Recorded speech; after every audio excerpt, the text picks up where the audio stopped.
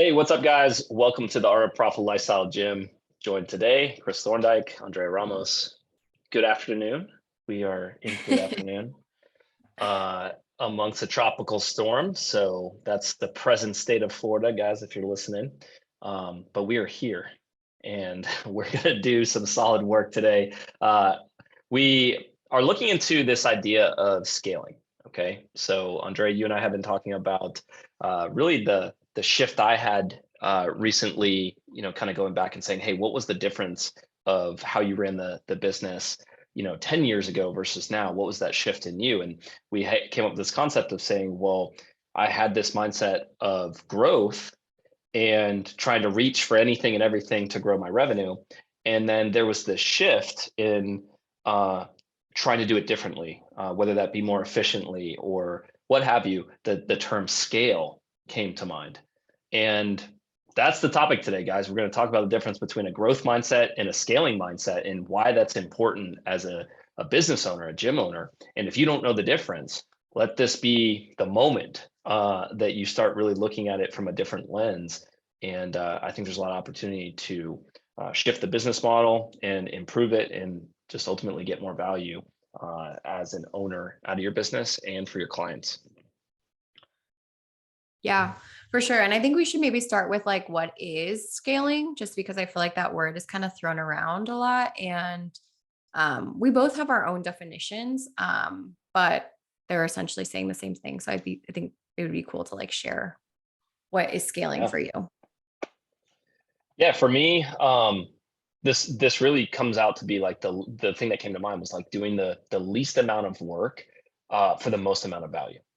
And there's a certain, kind of thinking of each and every single year I'm trying to level up and do things more impactful, or not have to run the business so um, with so much effort or time, but still not drop the value in terms of the outcome for the client.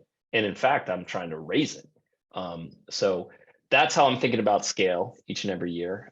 Growth, just to put that out there, and I'll flip it and see where your head's at. It, to me, like the old model was, I was trying to accumulate uh, revenue. I was really trying to expand in every aspect to just grow that overall goal number of revenue. And I didn't have any really intentional focus on what that would look like from a time, employee cost, or effort. It was just grow, grow, grow. We're going this way, and we're going to try and build this thing as big as possible, regardless of what it took to get to that, gross revenue. Yeah. Yeah. It's interesting when you were saying that. I was like, it's kind of like having two scenarios. Scenario one is a gym makes like $200,000 in revenue in 1 year. And on paper, it's like, okay, great. And then year two, they do the same thing. And on paper, that business looks like they stayed the same. But scaling is the year one, they did it working 40 hours a week with 5 employees and a bunch of programs. And like this was how it was made. Year two, it created the same result, maybe, but they did it working 20 hours a week, with higher profit margins, with a very lean team, with a very simple business model. And so, um, yeah, I think that like sometimes the numbers don't tell the whole story, and scaling is the thing that really helps you identify like, how did you create that revenue? And I think that's like a really important part of the story or the picture. Yeah, and it's interesting to look at it from a standpoint of like, we analyze the market. We look at it from how much energy and work going in. I think that's just how we naturally are wired. And generally trying to make improvements, I feel like you need that. Now, there's a lot of focus still on that growth mindset. I see it every day in the market where people will talk about revenue as if that's the gold standard. And I think making sales is important, but at some point, you know, factoring in, well, how much work did it take to create that? Well, how much resources, did you spend to create that? And then you look at that net and you say, well, you might have double the revenue, but less profit margin. Or you might have double the revenue, but it took you 3 times the amount of time, energy, and effort, and you don't have the same lifestyle. And I feel like that's like pulling the curtain up and saying, hey, are you guys really seeing that gross revenue only tells a fraction of the whole story behind how that business is functioning, how that owner is finding value in their work, and then just looking at it through that lens. And there's not a lot of that out there. You really have to search it out, which comes to this topic we were talking about. Does that happen at a certain business maturity, a certain number of years in business before you really start, I don't know, evolving into that level of thinking? Yeah. Yeah. It is like an interesting, like how much you make versus how much you actually keep, which kind of goes into my definition of scaling. I think for me, scaling is making more personal income and business profit and getting your clients faster and better results. So I think a lot of times people think like scaling just makes your program watered down and now you're not giving individualized attention and the client suffers. And sure, some people do it that way, but that's not the way that we believe is the best way and not what we teach our clients. We want the experience for the client and the member to still stay, at a high level, top notch, like really quality.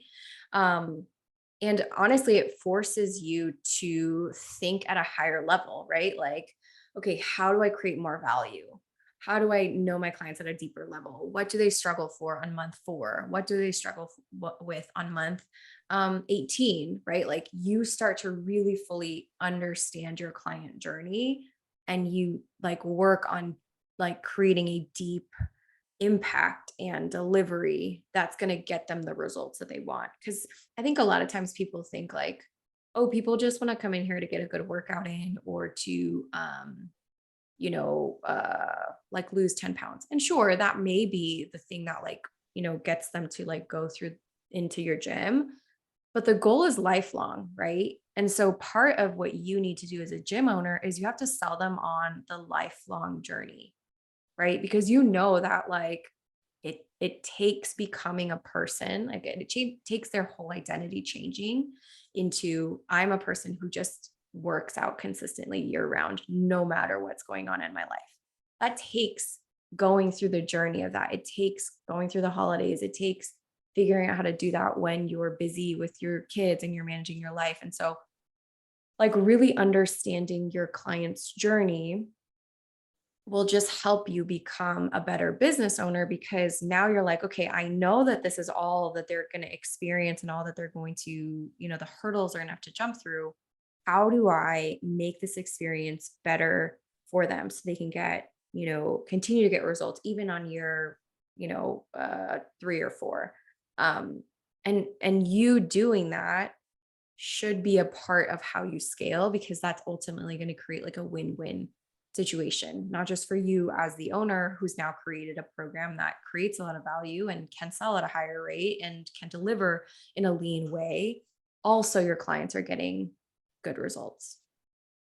Yeah, the interesting thing I think as we talk like this term of maturity as a business owner, I can remember having almost like this unguided energy towards just trying to get as many members as possible. And I kind of labeled it as like, I'm going to help everybody. And there was like this layer of good intention behind it. But when you start talking about like improving the journey, to some people, that can feel like, hey, I'm asking you to slow down.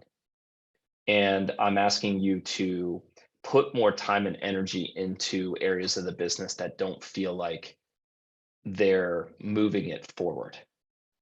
And I think that's a trap sometimes because like the growth side of things is like, I'm going to push really hard and market and then I make a sale and yeah, I won.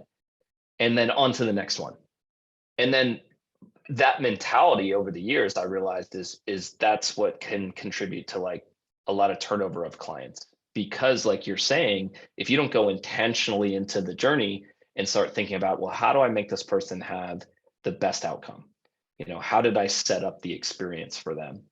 And I think you can get really trapped in one way of thinking without really kind of all those layers. So your definition, it was like, you're considering the income, and you're considering the outcome of the client, and you're considering the owner. Like, those are variables that honestly I can remember over the years that I was only focused on one at a time.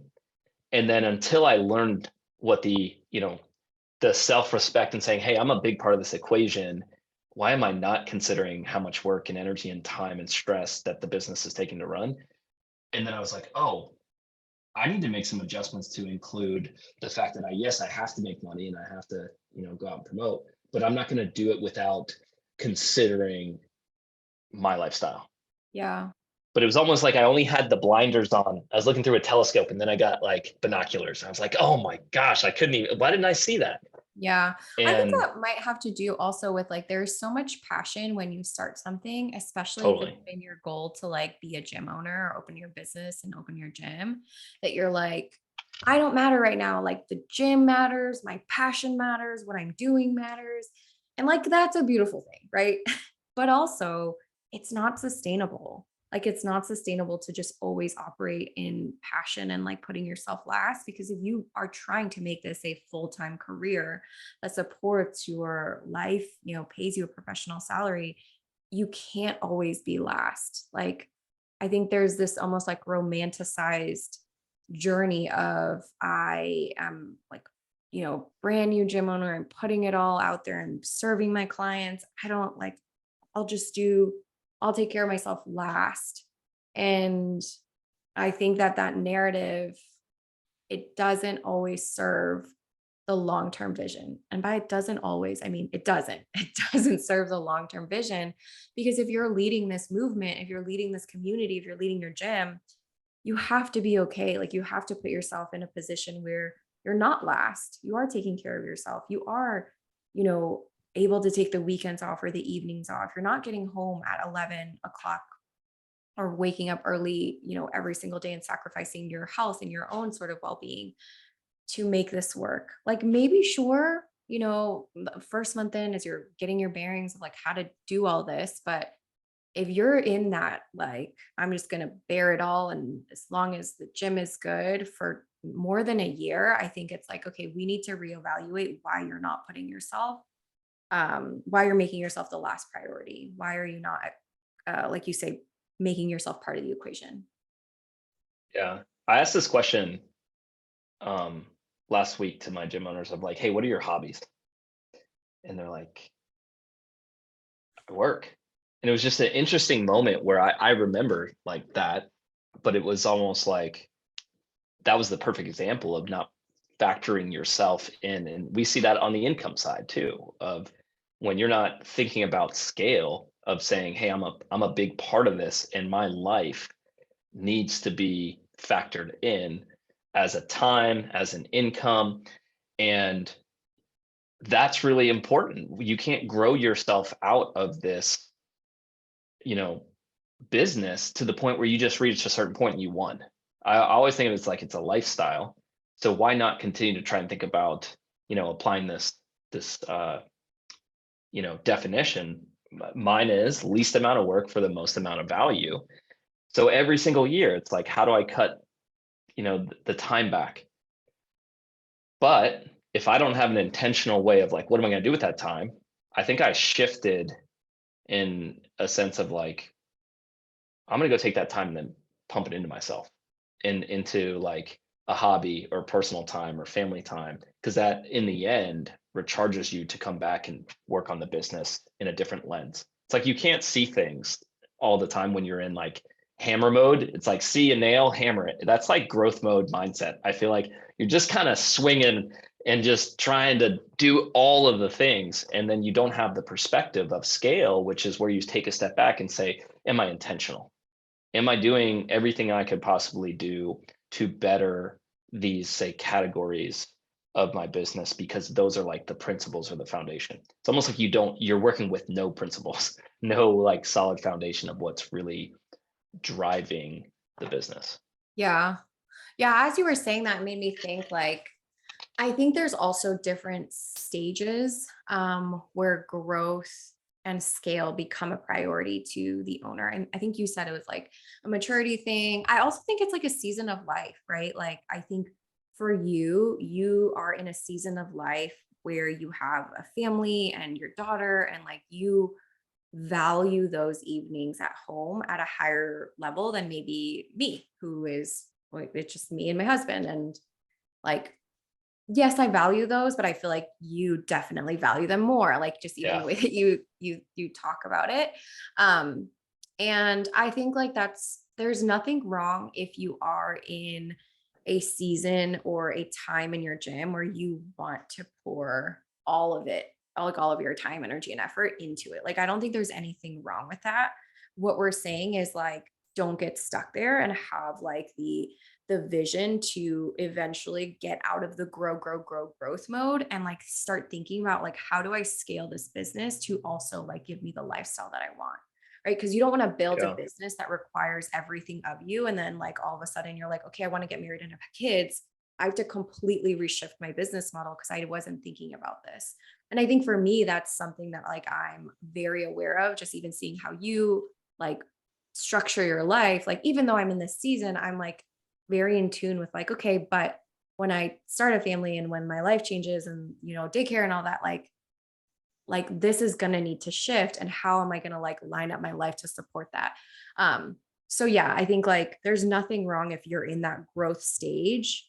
Um, so for those people listening, like be there, but consider what you need to do now foundationally to set yourself up to scale. Don't overbuild in growth because then it makes scaling a lot harder. And this is usually like the people that are like 1 to 5 years in. Like if you've owned a gym for like less than 5 years, you're probably still heavily in your growth mode. The gym owners that are like, okay, I've done this, like I know how to create revenue. I've done the challenges I've created a lot of revenue and I still don't feel like I'm at where I need to be. Those are the gym owners that are like, okay, I need to figure out how to scale because I can't keep just being in the growth hamster wheel. I need more time with my family. I'm at a different stage of life. And then for those owners, if they didn't overbuild in the growth phase, it's easier to transition into how do I scale my program, my gym to support my life. Yeah, you made me think of some. So say that the 1 to 5 years, and it's like that's startup mode, where you absolutely, you're like being shot out of a cannon to make all the numbers work, right? You've got you've got this stress of like, holy crap, I did it. I opened or I bought a business and I'm doing it. And you're just kind of like getting your bearings and feeling like settled. So totally get it. You're kind of reaching for and searching, exploring, right? Like that's part of the maturity. That's why it's a phase of business. But it's an internal phase, like you're saying, of like where you're at in life too. And it made me think about um when you go through life cycles as a business owner, like for you, you just talked about like getting married and like you guys move in together, you get a house, you get like all these more responsibilities. And then there's the time component. And I think that's the moment I started being aware of like, I used to spend, 12-hour days, 15-hour days at the business because no one was looking for me at home. Like no one was expecting me like to come home. How's your day? How's your like that wasn't there. And then that's the first moment I think it was like, well, I'd really like to be home eating dinner with my partner and I don't want to be here. And then that's the first like, just being aware of it. And then same thing with like your income. It's like, well, I'd really like to take a vacation or I'd like to maybe buy a house one day. And you're like, you look at your growth model and you're like, I'm doing all these things, but there's really not the payout I was hoping for. And then I think that's just the awareness phase. And then maybe as you get a little more matured, and then your life cycle changes too, like when you have kids, it's like now you don't have the same amount of time to hustle and put in that same amount of work to run your business. And I think that's the aha moment I had when this scale mindset is like, how do I keep the revenues at the same level, but cut out all the other stuff that it takes to try and maintain that and considering, well, if I didn't have to do all that other work, but I was able to keep the same net income or a better lifestyle, what would that look like? And then I think that's the first kind of awareness stage of what you're really thinking about, guys, in that sense of my definition of scale of like, you have to like recognize those moments or those gut feelings are telling you that you want to optimize, telling you that you're seeking out um, an improvement, but do you listen to it? Or do you take a step back and say, hey, I have the control as an owner to make these changes, or do I just feel stuck and I have to go head down and like hammer my way through it? And you don't. Yeah. So Yeah. So I think that that's just like a good thing to be aware of, keep on your radar and kind of recognize like, okay, I'm in the growth stage and that's fine. I'm supposed to be here. I feel good about it. Or kind of even recognize like I've only been in the growth stage. There was another stage. What like how do I do that? Because I think that there are different seasons of your life and your business has to be set up to support you in all of those seasons. And that's just going to take intentionality for you to like build the kind of business that can do that. So that's just like important to know. you brought that up, and this is the interesting thing where like I'm 15 years in to this industry, and I think what's happening, this is the wisdom of people that have been in for a decade, and you're seeing people say, well, I'm burned out, or I'm not making the income I want, Mm, or it's too, busy. And then what they're forgetting is like it's our responsibility to pass that information down to future generations coming up and building their businesses. And I want to help people like leapfrog that whole learning curve that we had to go through.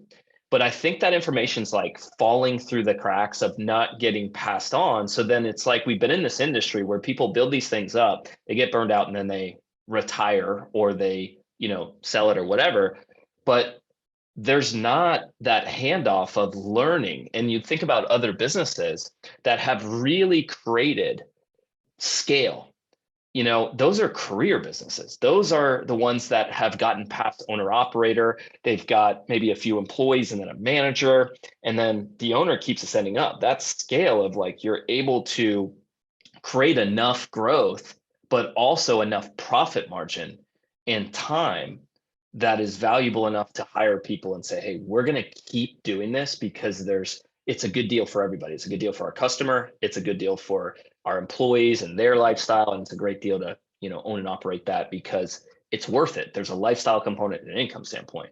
And that's, I think, where we're at in the gym industry is we're actually, as collective gym industry, trying to get out of just growth phase of that 1 to 5 year mark that you're talking about. And we're saying, how do we learn to operate these things for 10 years, 15 years, 20 years? Because when you really look at the landscape, there's not many people out there doing that. And I think that's why this conversation is so important of going from growth phase to scale, and why that typically is not talked about now is because the whole industry is, if you look at it collectively as a whole, I bet I don't know what the stats are. Maybe you guys out there listening can find this, but how many 10-year gym owner businesses are there?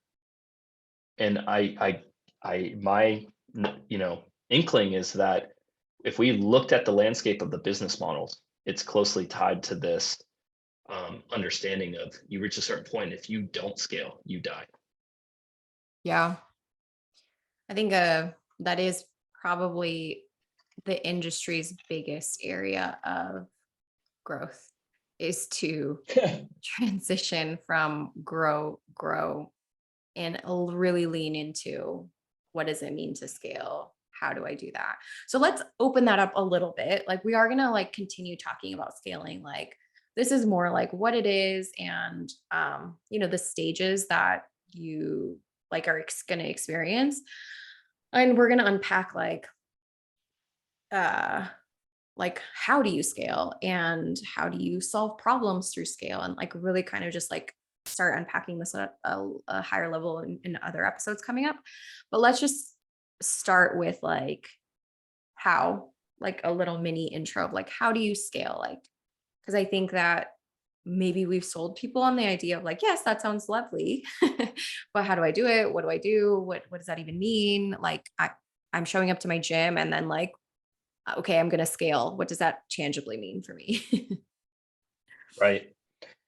If I had to put it into kind of some, uh, we'll call it like leading indicators of how do you know you're scaling, right? One of the things that I think about is like from an owner standpoint, operator standpoint, is it a good schedule? Is it like something that we feel is sustainable? And I think for this particular case, when you compare it to the industry, a lot of owners are, working really long hours, and that's not sustainable. That's like a growth mindset. I'm just going to be the hammer and the nail, and that at that point, you can only do that for so long before you have to start thinking about, cutting back. So I think there's a time component of what we would need to focus on and say, well, how are you structuring your day?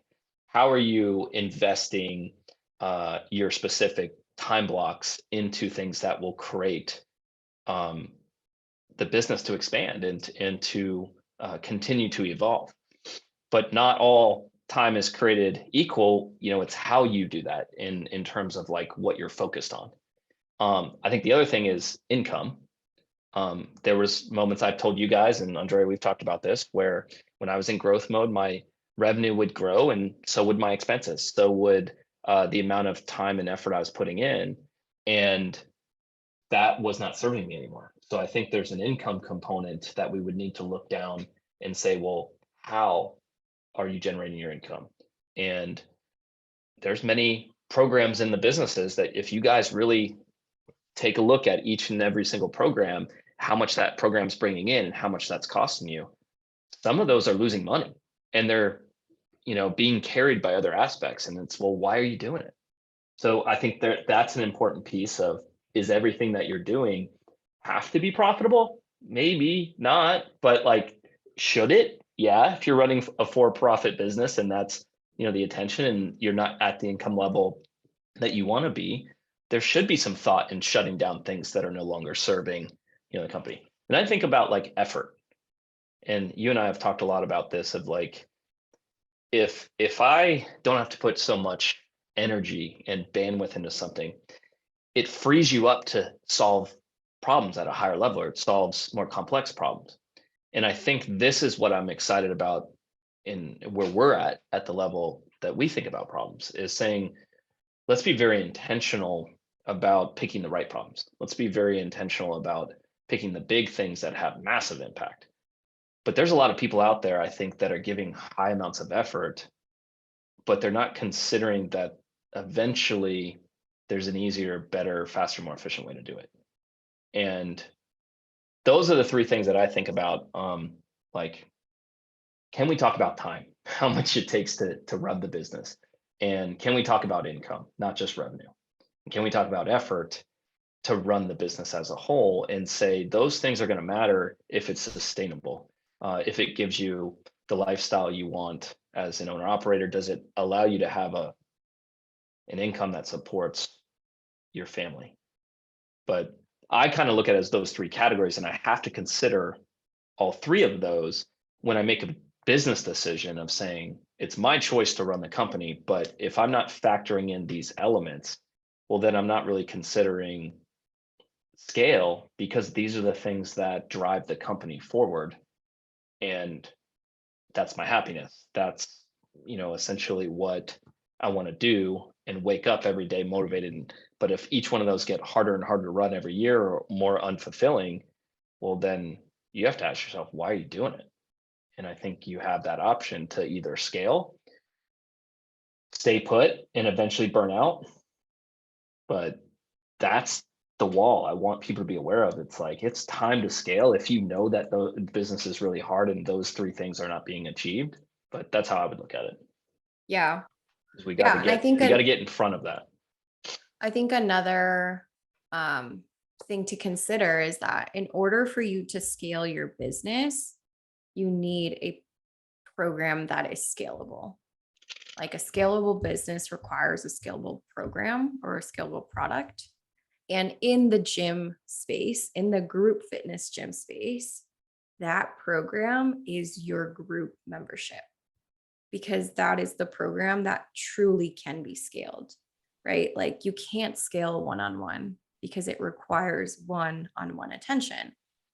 If you tried to, you would just be hiring a lot of personal trainers, and that creates a lot of overhead. And now you're doing the opposite of scaling. You're increasing your um, time, energy, and effort, resources, and that's, you're not truly, you cannot truly scale a one-on-one program. And so I think, like, yes, you want to consider the time, energy, and effort, and like what program allows you to do that best. And in the gym space, that is your group program or your group membership, because you're essentially creating like a one to many service, right? Like one person is going to serve many, a group.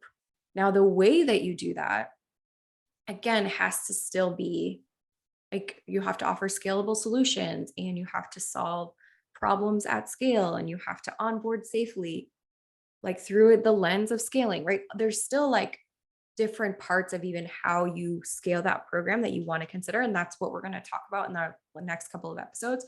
Um, but I do think it is like, you have to pick the most profitable, scalable program that you have available in your, like, you know, toolbox of things that I can offer at my gym.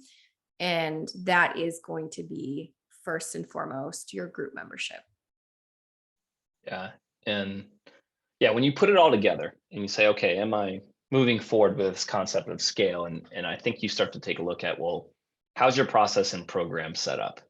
And is it delivering enough value to either get people to enroll in it and stay long enough to make the business not have to go out and get a bunch more members? So I think that's the one of the first things I want you guys to recognize is when we're talking about growing group training, we recognize that what you offer in terms of your process is your product. So how you package that up, how you deliver that service matters. And why put any more effort into it than you need to?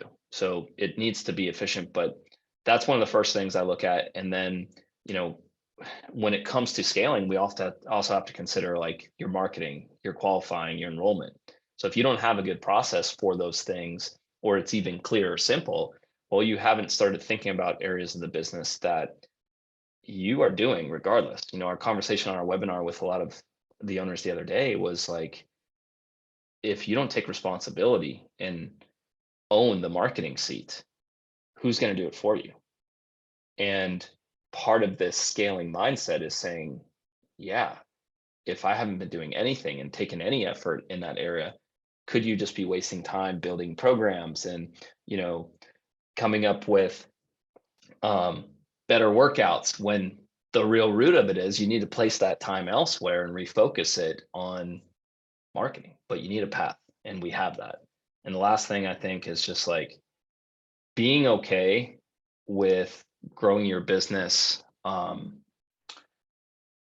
in multiple programs is great, but at some point you've got to talk to the right people. You've got to get serious about how you're marketing your company, and that means you got to focus on who you're a good fit for, who loves to train in group. And at the end of the day, I think that there's a lot of group owners that would really love to talk to a specific person. But if you don't ever niche down and focus on this, you know, 6 hours a week of marketing that we promote, then you don't have a really good plan in place. So my message to you guys in terms of, scaling is saying, can we get clear on what it takes to bring group members into your business with the least amount of effort, with the most amount of value? And if we can address that and you're not happy with where you're at, latch on to someone who's made that curve in scale and have a plan, have a process to get there, and it will save you years that I've wasted in figuring this out, or frustration where a lot of owners are just getting out of the business because the growth mindset is burning them out. Yeah, for sure. So, yeah, I think this was an interesting topic, and we're going to continue the conversation with, like, what it looks like to scale your group program, answering all the questions through, "Well, how do I do this? If I'm doing one-on-one now, how do we take that away? Are people going to get mad because now they're not getting this?" There's a lot of different there's a mindset component even that comes with like, okay, you're going to scale a business. This is what's required of you. And then that feels really uncomfortable and scary because changing things in your business um, is going to be challenging, right? Like our brains want to hold on to things that are comfortable and safe, even if they're not working. They're just like, but I know this. I know how it works. It's not exactly how I want it to be, but I'm familiar. There's certainty even in the known. And so completely changing your business to like scale and changing things about it does feel uncomfortable. So yeah. All right, guys. So if you need help scaling your business, focusing on increasing your membership rates, and really want a proven plan to do that, we've got a program that will help you scale. It's going to focus on helping you understand marketing and focusing your time on the things that actually attract group training members. In addition to that, if you struggle with finding the right people and helping them understand why you're worth it, I want to help you do that. We want to get in a position where we really look at this from a long-term perspective. I want to help you guys think about your new clients as relationships. And it's not about just the sale, it's about the long-term payout. And if you're thinking about scale, then you should be thinking about every single relationship as a long-term investment. And we want to show you how to do that and do it at the right rate. And then lastly, if you don't have a good sense of feeling organized in your company, feeling like you have a plan or a process that's simple and clear, it's time to get serious about that. And if you're serious about bringing profit into your company, paying yourself first, and really understanding how to do that, you've got to get serious about how you're treating your clients, how you're presenting the outcome to them, and making sure that they feel comfortable, they feel confident in you if they're going to buy from you. So I want to help you guys organize that service in a way that it works for you and it's a good deal as an owner and operator, but it's also an amazing deal for people out there that need help, but they need help year round. And if we can start thinking about that level, then you're on your way to scale, but you're also on your way to the income, the lifestyle, and the business you always wanted. So join our Momentum program. It's 12 weeks long. We'll work with you each step of the way to help you get there. And you're going to learn a ton of information to elevate you as a business owner. But in addition to that, we're going to be guiding you hand in hand each step of the way so that it actually works for you and you get everything you need in 12 weeks to build the foundation of your company.